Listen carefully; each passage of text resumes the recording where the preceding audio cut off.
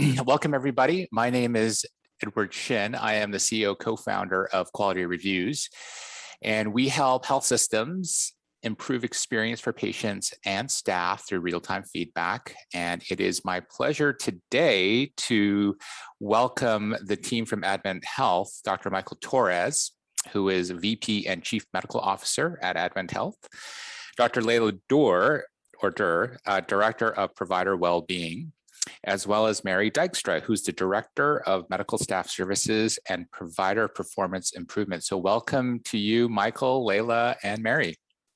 Thank you.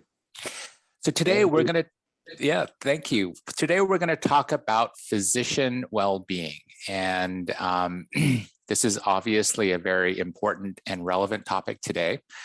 I wanted to turn it over to Leila first, actually.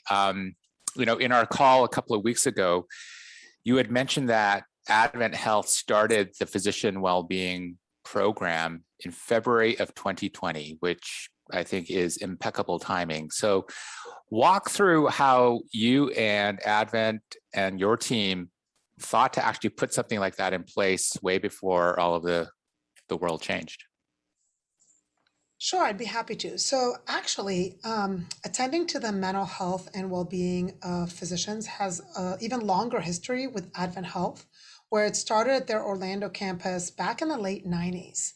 And it wasn't until it came to the West Florida division in the the beginning of 2020. It was driven really by two factors. One of our mission as an Adventist organization is to provide whole care to our patients, mind, body, spirit.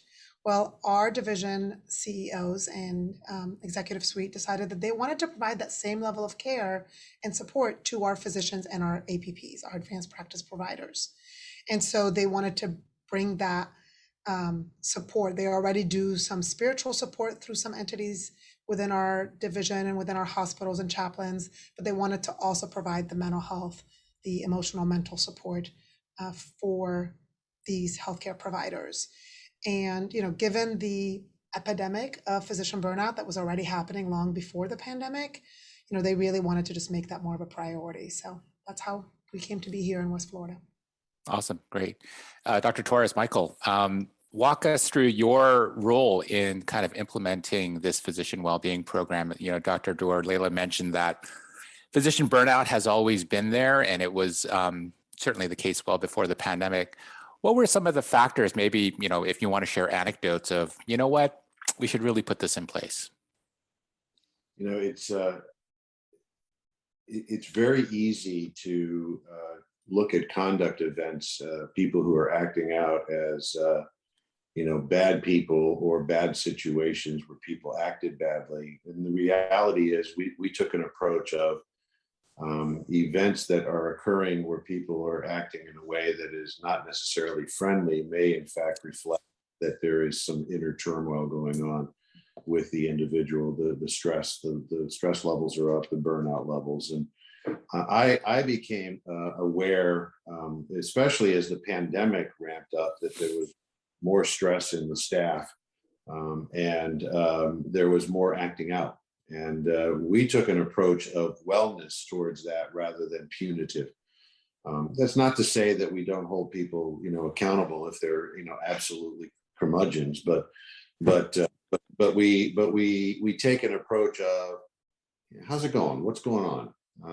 It's not like you. I've known you a few years, and this is the first time I'm hearing that, you snapped at someone or you whatever. You know what I'm saying?